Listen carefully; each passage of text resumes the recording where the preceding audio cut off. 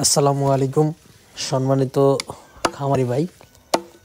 আজকে যে ঘাসটি আপনাদের সামনে কাটা হচ্ছে এটি হলো অজানা হাইব্রিড ঘাস।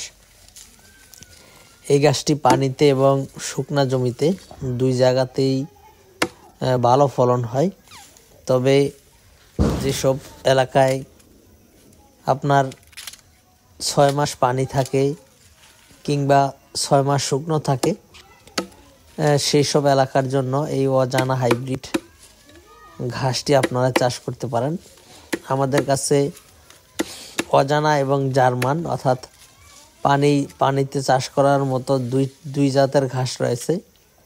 যে ঘাসটি বর্তমানে কাটা হচ্ছে এটি হলো অজানা হাইব্রিড ঘাস।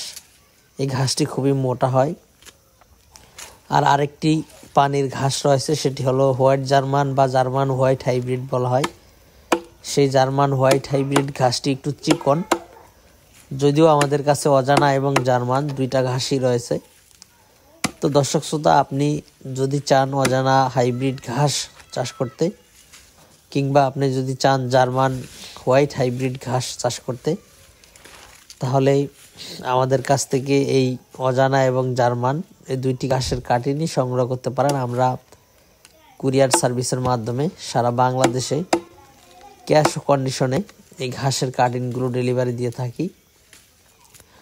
তো দর্শক শ্রোতা, শুধুমাত্র অজানা জার্মান নয়, বর্তমান সময়ে যারা one hybrid, Indonesian smart Napier, American 5G Guatemala, তারপর সবুজ পাকসন, লাল পাকসন সহ সব জাতের ঘাসের কাটিন আমাদের কাছে অ্যাভেলেবেল রয়েছে।